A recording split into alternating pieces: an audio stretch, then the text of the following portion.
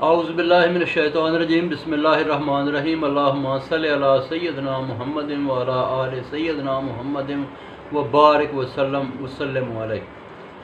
अच्छा जी, कुरान मजीद में आगे ये क़यामत के बाद ज़िक्र है दोस्ती कि किन लोगों से दोस्ती करनी चाहिए, किन लोगों से दोस्ती नहीं करनी चाहिए।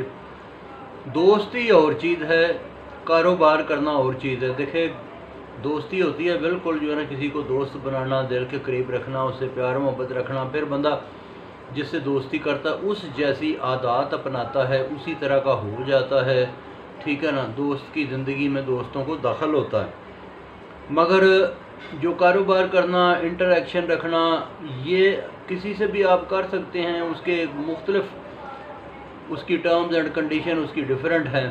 तो यहाँ पे कुरान मजीद में है कि जो है ना, कुफ़ार से दोस्ती ना रखो, ठीक है। वैसे आप इनसे कारोबार करते रहें, लेकिन दोस्ती इस तरह से उस तरह से की न रखें। फिर ये है कि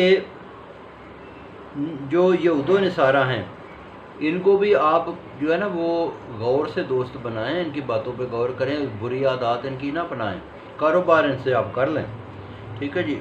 नेक लोगों से दोस्ती रखें। हाँ, ये जो लोग हैं अहले किताब, इनमें भी किसी को देखें ना नेक है, उसको आप दोस्त बना सकते हैं, नेक लोगों से दोस्ती। लेकिन जो देखें जिनकी आदत बुरी हैं, लोग ठीक नहीं हैं, तो उनको दोस्त ना बनाए। जो दीन को खेल तमाशा समझे उसके साथ दोस्ती ना रखे। ये जो है ना दीन को मजाक करे, जो नबियों को अपने जैसा कहे, ठीक है जी, जिसको मरने के बाद जी उठने पे यकीन ना हो, तो ऐसे लोगों से दोस्ती नहीं रखनी चाहिए। ये कुरान मजीद में इसके हवाला जाते हैं। 3रा सपारा 10वां रुकू, 6ठा सपारा 11वां रुकू, 6ठा सपारा 12वां रुकू, 7वां सपारा 12वां और 13वां रुकू, 22वां सपारा 18वां रुकू और 28वां सपारा 8वां रुकू।